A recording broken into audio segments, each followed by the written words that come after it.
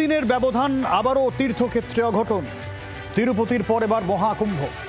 প্রয়াগরাজে মহাকুম্ভে পদপিষ্টের ঘটনা, কমপক্ষে ৩০ জনের মৃত্যু, আহত ৯০ জন। ঘটনার পরে প্রশ্নবাণে বিদ্ধ যোগীর প্রশাসন। জড়তার করের কোটি কোটি টাকা খরচ করে শুধুই কি প্রচারের ঢক্কানিনাদ হয়েছে? কোটি কোটি মানুষের জমায়েত হবে জেনেও কেন এমন বিপর্যয়? ভিভিআইপি নিরাপত্তার বজ্রওয়াটনি দিতে গিয়ে কি অবহেলিত আমজনতার সুরক্ষা?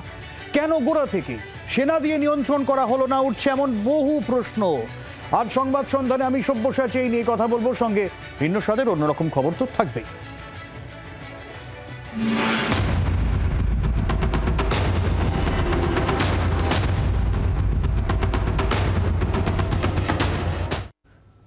একশো ১৪৪ বছর পর মহাকুম্ভ। প্রয়াগরাজে ত্রিবেণী সঙ্গমে ডুব দিয়ে পুণ্য লাভের মহেন্দ্রক্ষণ। ৪০ কোটির লোক সমাগমের আগাম আন্দাজ করেছিল যোগীর প্রশাসন। প্রচারের ঢক্কানিনাদ কম হয়নি। বহুদিন আগে থেকেই টিভি, সংবাদপত্র, সোশ্যাল মিডিয়ায় প্রচারের ঝড় চলছিল। ডুবে গেলে কি ব্যবস্থা, হারিয়ে গেলে কি করবেন, আগুন লাগলে কিভাবে নিয়ন্ত্রণ করা হবে, ডুবে গেলে কিভাবে উদ্ধার, তার মহড়ার ছবি, ভিডিও ফলাও করে প্রচার চলছিল। আকাশপথে নজরদারির ছবিও ছড়িয়ে দেওয়া হয়। অর্থাৎ জল, স্থল, অন্তরিক্ষে নিশ্ছিদ্র নিরাপত্তার বন্দোবস্ত করা হয়েছে বলে আশ্বাস দিচ্ছিল যোগী প্রশাসন। কিন্তু সেটা যে কতটা ফাঁপা, অন্তঃসার শূন্য, তা চোখে আঙুল দিয়ে দেখিয়ে দিল এই পদপিষ্টের ঘটনা। মকর সংক্রান্তি, মৌনী অমাবস্যার স্নানে যে বিপুল জনসমাগম হবে, কয়েক কোটি লোকের জমায়েত হবে, এটা আন্দাজ করার জন্য তো বিশেষজ্ঞ বা বিজ্ঞানী হওয়ার দরকার নেই। এত বিপুল লোক সমাগম হলে প্রথম যেটা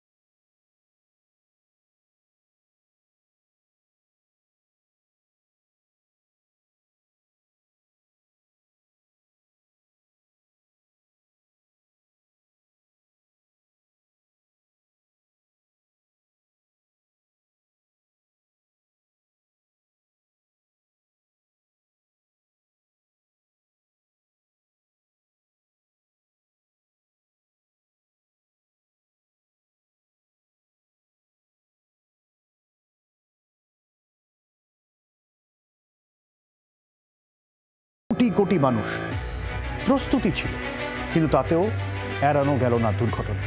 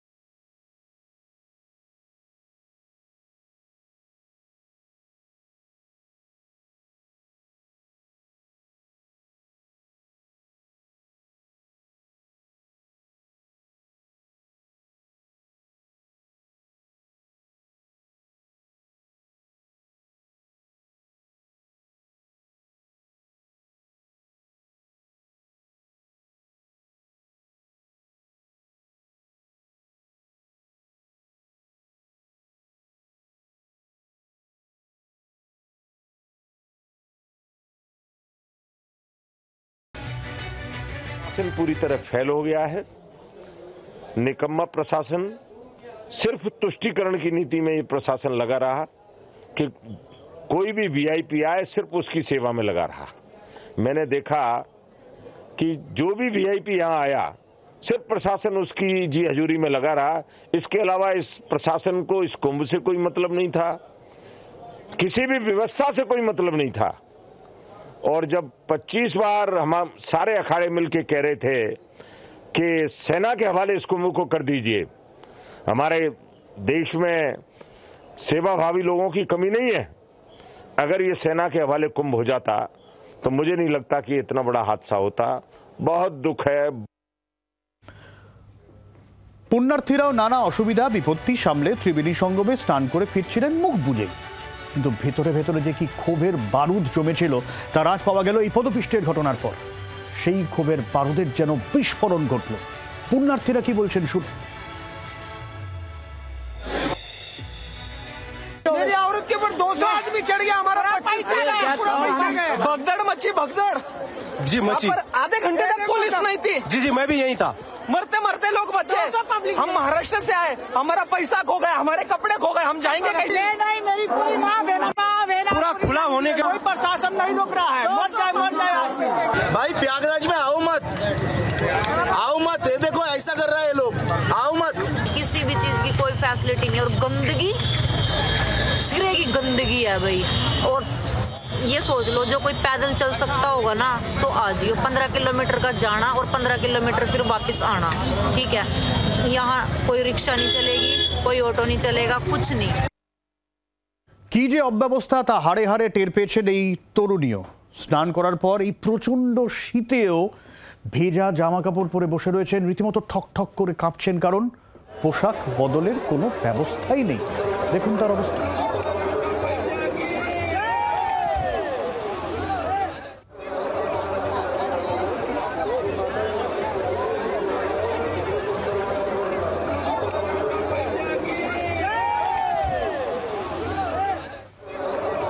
আরও একটা ছবিতে ঢিলে ঢোলা নিরাপত্তার আঁচ মিলবে।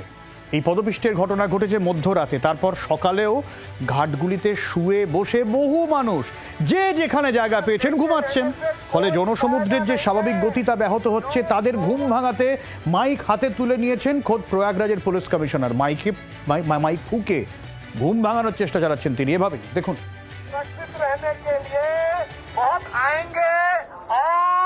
भगदड़ मचने की संभावना है। आप पहले आ गए हैं तो आपको सबसे पहले अमृत मिल जाना चाहिए। सभी श्रद्धालुओं से करबद्ध निवेदन है, सभी श्रद्धालु सुन लें, यहाँ लेटे रहने से कोई फायदा नहीं है। जो सोवत है सो खोवत है। उठिए उठिए, स्नान करिए। এমন অব্যবস্থার আঁচ অবশ্য 10 দিন আগেই মিলেছিল। গত 20শে জানুয়ারি আগুন লেগে যায় মহাকুম্ভের একাধিক তাঁবুতে। প্রায় 40টি তাঁবু এবং 40টি কুঁড়ে ঘর, ছাউনি এবং অন্তত 6টি তাঁবু পুড়ে ছাই হয়ে যায়। অগ্নিনির্বাপন ব্যবস্থাই বা কেমন ছিল যে এতগুলো ঘর পুড়ে গেল, নিভাতে এত দেরি হলো, তা নিয়েও তো প্রশ্ন উঠেছে। बहुत भयंकर आग लगी है। ओबी के पास जा रहा हूँ मैं, दूर से देखूंगा।